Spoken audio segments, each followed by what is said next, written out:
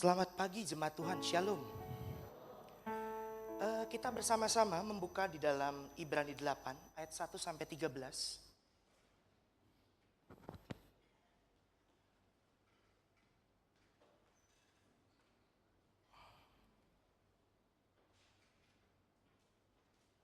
Judul firman Tuhan hari ini menjelaskan tentang mengetahui tujuan melayani. Saya baca Ibrani 8 ayat 1, jemaat ayat 2, dan seterusnya kita bergantian. Siap? Baik, bagi yang sudah concern dengan Alkitabnya, mari kita sama-sama membuka Ibrani 8 ayat 1 sampai 13 dengan judul perikop dari LAI, Imam Besar Perjanjian Baru.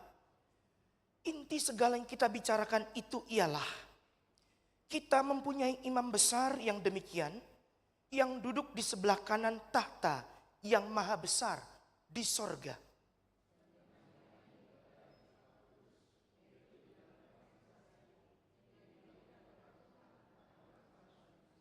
Sebab setiap imam besar ditetapkan untuk mempersembahkan korban, persembahan, dan karena itu Yesus perlu mempunyai sesuatu untuk dipersembahkan.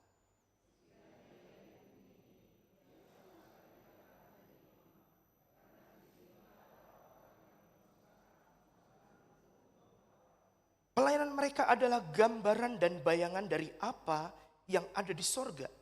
Sama seperti yang diberitahukan kepada Musa ketika ia hendak mendirikan kemah.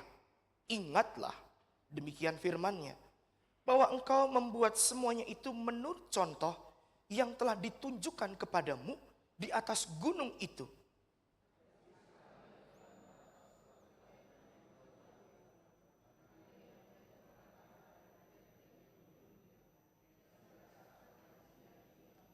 Sebab sekiranya perjanjian yang pertama itu tidak bercacat, tidak akan cari lagi tempat untuk yang kedua.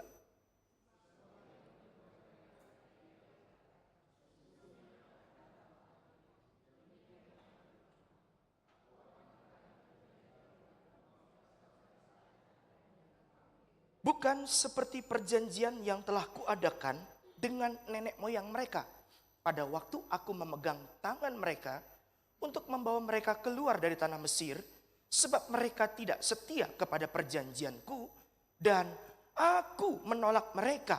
Demikian firman Tuhan.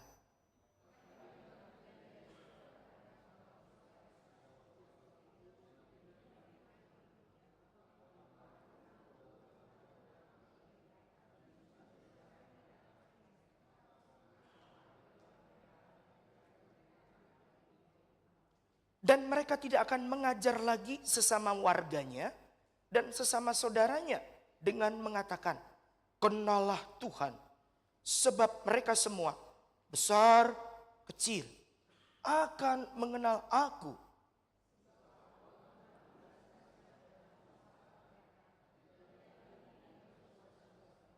Oleh karena ia berkata-kata tentang perjanjian yang baru, ia menyatakan yang pertama sebagai perjanjian yang telah menjadi tua. Dan apa yang telah menjadi tua dan usang telah dekat kepada kemusnahannya.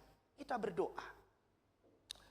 Tuhan Yesus Kristus, terima kasih pagi hari ini kami bangun. Kami memperhatikan bahwa anggota keluarga kami masih ada. Kami bersyukur untuk setiap pemeliharaan Tuhan yang sempurna di dalam kehidupan kami. Tidak kurang suatu apapun. Semua tercukupi. Kami berterima kasih karenanya. Hari ini kami mau belajar bagaimana kami melayani Tuhan. Dan kami bahagia karenanya. Tolong hamba-Mu yang terbatas ini.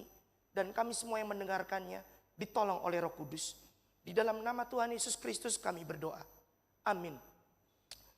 Jemaat Tuhan, kalau kita membaca dalam kitab yang baru saja kita perhatikan dalam kitab Ibrani, seolah-olah Tuhan sedang memperlihatkan kepada kita sebuah dua pola pelayanan. Pelayanan yang pertama adalah pelayanan yang berdasarkan kepada perjanjian yang pertama. Perjanjian yang pertama itu adalah perjanjian yang diberikan oleh Tuhan kepada Musa di Gunung Horeb. Kemudian juga dijelaskan tentang bagaimana melayani dengan perjanjian yang kedua, yaitu perjanjian yang baru. Ada sedikit tuduhan bagaimana ternyata Tuhan itu membatalkannya atau tidak memberlakukan lagi hukum yang pertama itu. Kalau Bapak Ibu nanti baca dalam kitab Keluaran pasal 20, di situ tertulis ada 10 perintah Allah yang kita kenal dengan jangan ini, jangan itu. Betul ya Bapak Ibu ya? Jadi saudara-saudara yang dikasih Tuhan, kita menyaksikan suatu hukum yang sifatnya mengajak kita untuk ketemu dengan aneka larangan. Jangan ini, jangan itu. Pertanyaan saya sederhana. Apakah hukum itu masih berlaku? Apakah hukum itu sudah dihapuskan? Ataukah apakah hukum itu sudah dibatalkan? Kira-kira gimana jawabannya? Jemaat Tuhan, shalom. Ya, ada jawabannya? Kita temukan jawabannya pada siang hari ini. Yang pertama kita menemukan bahwa di dalam perikop ini, kita menemukan bahwa Yesus Kristus memiliki posisi yang sangat penting di dalam pelayanan ibadah kita. Jadi kalau ada ibadah tidak nyebut-nyebut nama Yesus, hati-hati. Jangan-jangan ibadah itu sudah tidak lagi menjadikan Kristus sebagai inspirasi, menjadikan Kristus sebagai satu-satunya sumber penggerak, menjadikan Kristus sebagai satu-satunya center dari penyembahan itu. Kan banyak tuh ya, orang sekarang berpikir bahwa penyembahan itu artinya musik dan nyanyian. Makanya ada gereja-gereja yang gila-gilaan membangun pelayanan musik dan pelayanan nyanyian. Bahkan ada gereja-gereja yang mengutamakan konser nyanyian rohani. Dan membatasi pemberitaan firman Tuhan. Saya pernah diundang satu gereja, dari awal sampai akhir nyanyi mulu, berdiri mulu ya. Ini kapan khotbahnya? Gitu ya. Begitu mau khotbah dikasih mikrofon, Pak ingat ya, 20 menit aja. Padahal tadi kayaknya udah satu album deh kita nyanyi. Tapi khotbahnya cuma berapa menit? 20 menit aja. Belum nyampe 20 menit, udah ada cewek di depan sana, udah kayak yang ganti ronde tinju. 5 menit lagi. Angkat begini, ya, udah kayak di ring tinju ya. 5 menit lagi. Kayaknya baru nyampein baca ayatnya, tapi udah selesai. Banyakin nyanyi, tapi sedikit sekali memberitakan firman Tuhan. Jadi ibadah itu identik dengan nyanyian, musik dan sebagainya. Maka gila-gilaan ngebangun sound system, ngebangun sound musiknya, multimedia semua luar biasa. Tanpa kita sadari kita sedang jatuh dalam pemberhalaan. Pemberhalaan apa? Pemberhalaan bahwa kita mampu mengadakan itu semua. Pemberhalaan bahwa kita sanggup untuk melakukan pelayanan itu semua. Pelayanan yang membutuhkan banyak SDM dengan skill yang profesional untuk kita pakai, untuk kita hire. Untuk apa? Menyuguhkan suatu ibadah yang berkenan, tanda kutip, menurut siapa? Menurut kamu atau menurut Allah? Kita kejebak lagi dengan dilema. Jangan-jangan kita melayani mereka upaya untuk meningkatkan performa kita di hadapan orang lain. Makanya banyak orang dalam pelayanan itu gak sedikit cari muka. Jadi yang cari muka bukan cuma ada di tempat pekerjaan, tapi cari muka juga bisa terjadi di dalam pelayanan. Suatu kali saya scroll medsos, saya ketemu meme yang cukup menggelitik. Kalau mau berangkat kerja, jangan lupa bawa muka.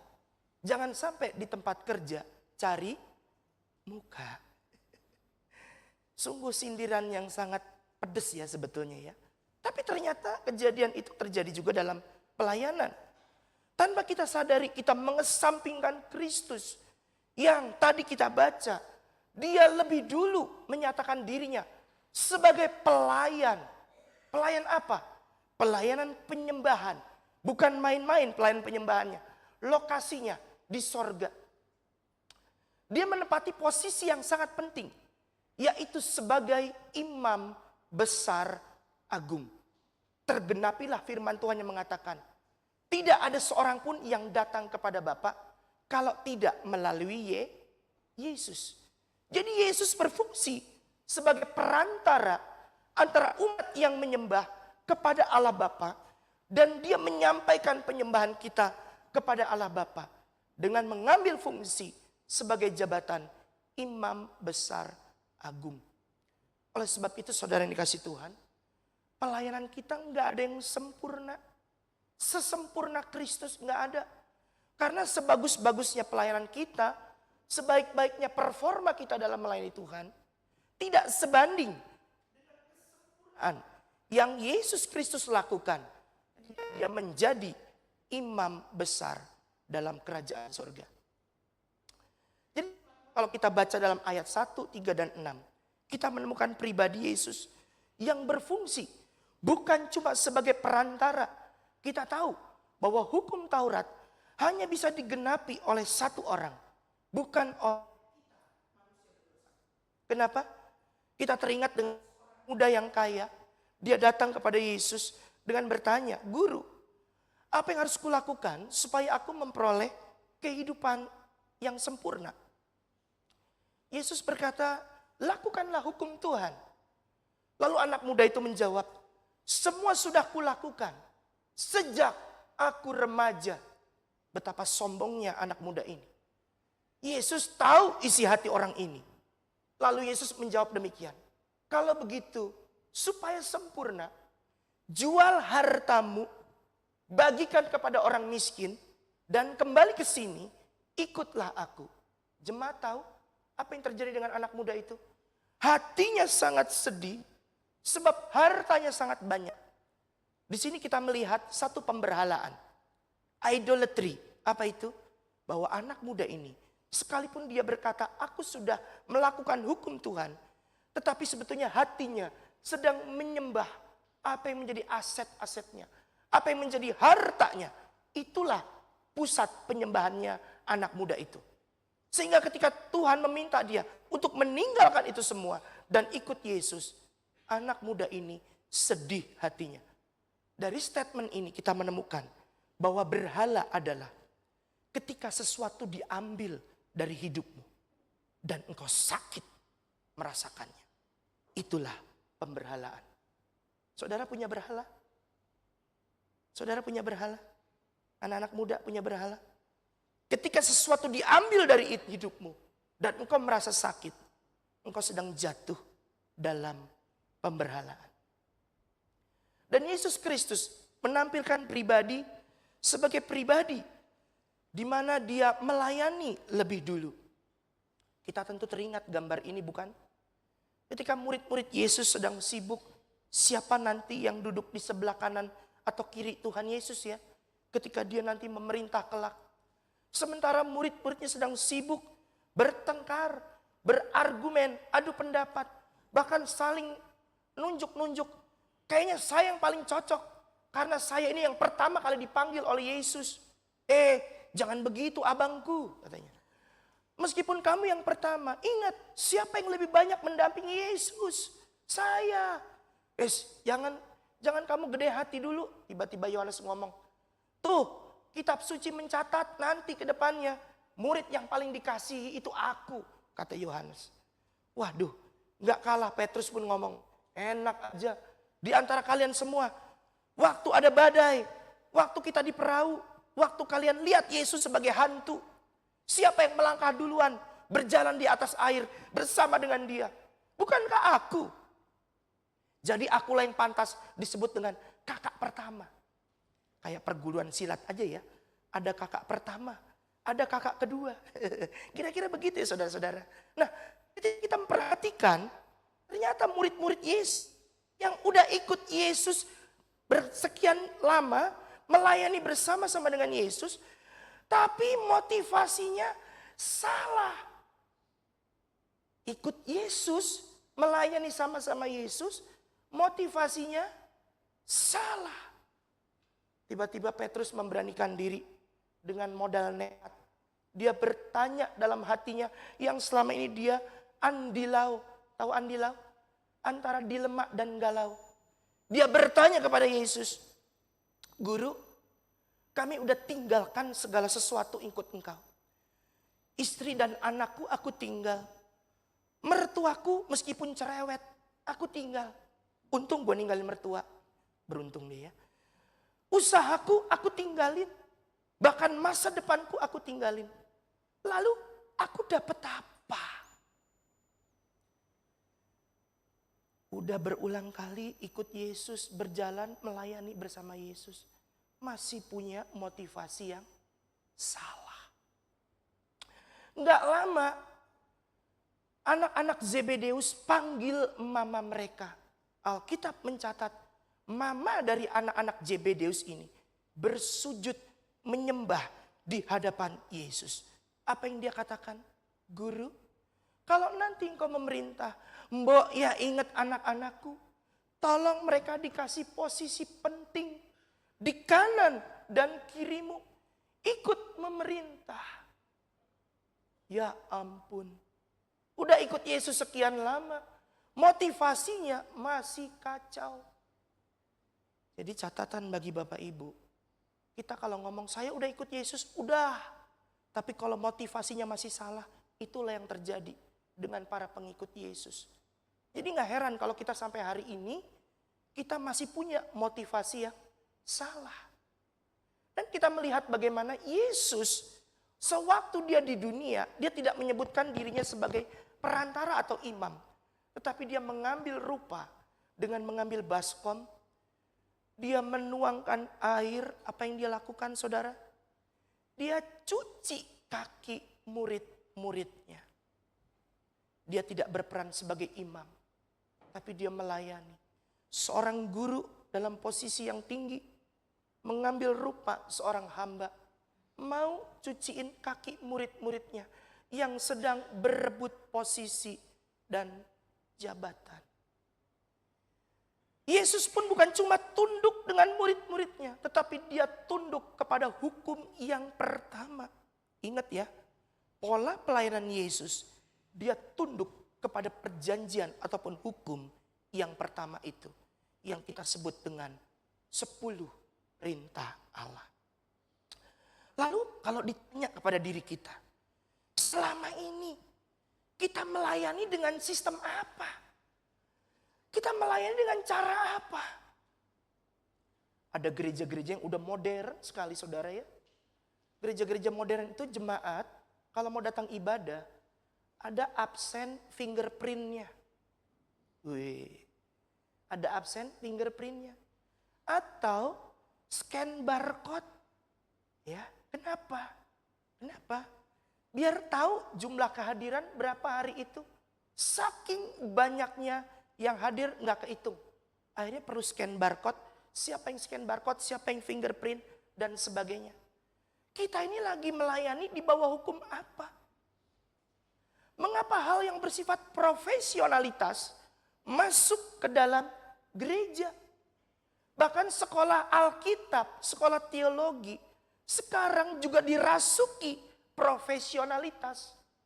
Ada orang kuliah di STT, jurusan konseling, profesional bidang konseling.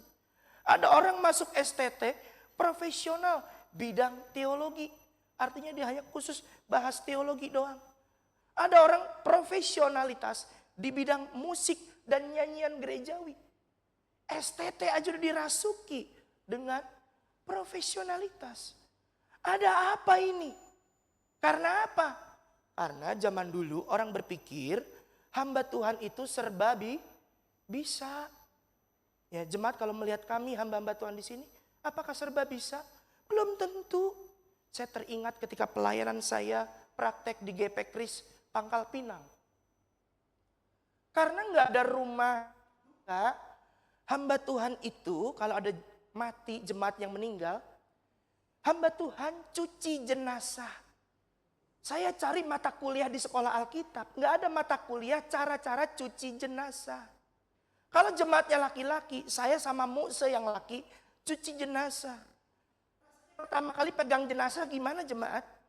Ya, hanya ngaderek-dek. Ya. Nyuciin jenazah tuh jur. Seumur-umur gue gak pernah nyuciin jenazah. Ya. Nah udah kamu cuci ya, udah kamu andukin ya gantian. Musenya nyuruh-nyuruh aja. Ya dah gue andukin. Terus apalagi Muse, pakein baju sebelum dia kaku. Lah, gue lagi yang suruh pakein baju. Pakein jas, pakai dasi. Tolong tuh ya, di tradisinya. Alkitab ditaruh di dada supaya tangannya ngelipet sini. Dalam hati gue, kenapa kacamatanya gak dimasukin sekalian? Biar nanti di bawah sana bisa baca. Sama kasih lampu, emergency. Biar gak kegelapan gitu ya. Dalam hati saya, kenapa ada tradisi seperti itu? Karena berpikir jemaat, hamba Tuhan serba bisa. Sampai urusan cuci jenazah, mandiin jenazah. Sewaktu saya melayani di Tambora, Jembatan 5 sini, jemaat kami isinya mayoritas orang Kalimantan. Maaf, bukan mendiskreditkan ya. Anak-anak mudanya karena saking ngiritnya ngekos berdua sama pacarnya. Apa yang terjadi? Karena pacaran belum pakai SIM, sekolah izin menikah, ya. Akhirnya yang terjadi hamil kecelakaan, ya. Lagi-lagi hamba Tuhan serba bisa. Mesti bisa tanda tangan di ruang operasi, tanda tangan bahwa itu bayi ada walinya. Ya, tolong nanti mau operasi tolong izin ya. Orang ini kalau kenapa-napa ada saksinya. Hamba Tuhan yang tanda tangan nungguin sampai proses lahiran terjadi. Serem ya jemaat ya. Jadi hamba Tuhan diperlakukan seperti itu. Serba bisa. Makanya profesionalisme masuk ke dalam gereja. Tetapi apakah itu baik? Ternyata kalau kita memasukkan profesionalitas dalam gereja, berarti tujuan kita melayani adalah tampil se-excellent mungkin. Sedangkan Yesus Kristus, dia tampil sehina mungkin. Bisa bandingkan perbedaan yang cukup ironis ini jemaat? Yesus Kristus tampil sehina mungkin. Tetapi profesionalisme memajukan pelayanan supaya tampil se-excellent mungkin. Pernahkah kita merenungkan itu? Makanya kadang kalau pelayanan itu kadang-kadang kita ada yang suka ribut sama tim pelayanan. Tersandung sana, tersandung sini. Ujung-ujungnya di akhir dengan mundur. Ujung-ujungnya di akhir dengan perpecahan. Ujung-ujungnya di akhir dengan bubar. Tadinya grup yang bentuk kompak pelayanan tiba-tiba, saya nggak pelayanan lagi ya. Saya mengundurkan diri. Saya meletakkan jabatan. Karena apa? Karena merasa nggak sanggup excellent. Begitu nggak bisa excellent, teman-teman lain nuntut supaya excellent. Bahaya kalau kayak begini. Sebab itu perlu dipertanyakan. Terus saya melayani di bawah hukum apa selama ini? Seharusnya kita pun merenungkan. Kalau Yesus Kristus melayani dengan taat sampai kepada kematiannya di atas kayu salib. Dia sedang melayani satu hukum. Yaitu hukum Taurat yang gak bisa kita lakukan. Supaya apa? Supaya muncul yang namanya hukum kasih karunia. Supaya engkau dan aku jangan lagi melayani di bawah hukum Taurat. Tetapi engkau dan aku melayani dia di bawah hukum kasih karunia. Bedanya di mana? Bedanya kalau tadi hukum Taurat ngajakkan kita untuk excellent, untuk perfect, untuk sempurna. Tetapi hukum kasih karunia, ketika kita tidak sempurna, kita disempurnakan. Ketika kita tidak mampu, kita dimampukan. Ketika kita tidak bisa, kita tidak sendirian. Ada amin saudaraku? Itu yang namanya hukum kasih karunia. Saya ingin mengajak kita semua untuk perhatikan dua hukum yang tadi kita lihat. Ya, apakah saya ini melayani di bawah hukum Taurat? Jangan-jangan kita hari ini masih melayani di bawah hukum Taurat dan mengesampingkan hukum kasih karunia. Saya mengundang rekan saya pelayanan, Saudara Devon, untuk maju ke depan. Boleh minta tolong? Iya. Kasih tepuk tangan dulu dong.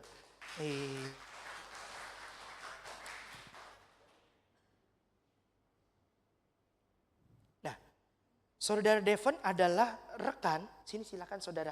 Ya. Dia akan melayani tuan yang namanya tuan hukum. Ya. Mau tahu? Nih. Ini tauke ya. Dia sedang melayani tuan hukum. Nah, sekarang tolong ambilkan cangkir itu. Buatkan kopi. Ingat, jangan ambil di coffee ministry di bawah ya. Cukup yang di situ aja. Ya. Ada bunganya nggak? Oh ya nggak usah sini, bawa sini dulu. Coba lihat. Nah, oke. Coba kita tes dulu kopinya. Enak nggak? Oh, kurang manis. Ya. Bikin lagi. Oh ya udah, sampai situ cukup ya. Nah, kira-kira Kalau kita punya bos kayak begitu, ya, keki nggak? Kesel nggak? Kurang manis, ayo bikin lagi, ambil lagi. Nah, ya, kira-kira begitu ya. Disuruh ambil lagi. Karena apa? Yang tadi kurang pas. Nah, ini dia pas ini. Loh, mana kembangnya? Kok nggak ada kembangnya? Ya jadi kayak dibikin kayak apa namanya dalgona gitu ya.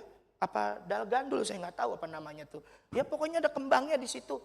Ada mouse-nya segala. Waduh, ternyata untuk memenuhi tuntutan Tuhan hukum, kita nggak akan pernah bisa sempurna. Berbeda kalau Tuhan kita adalah Tuhan grace. Tuhan kasih karunia. Apa yang Tuhan kasih karunia lakukan? Dia ambil kursi buat rekannya ini. Silakan duduk. Ayo duduk. Tak bikinin kopi ya. Nah, ini kopi buat kamu ya. Nah, diminum. Enak toh? Tuhan kasih karunia tidak nuntut, dilayani. Apa yang dia lakukan? Dia justru melayani.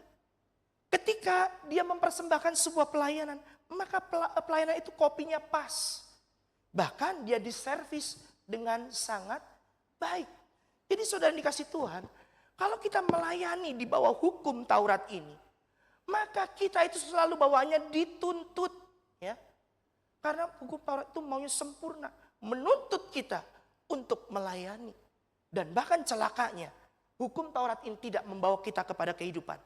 Tapi justru menuntun kita kepada kematian. Kalau tadi Tuhan hukum ini justru malah menunjukkan kekurangan dan ketidaksempurnaan kita di dalam melayani.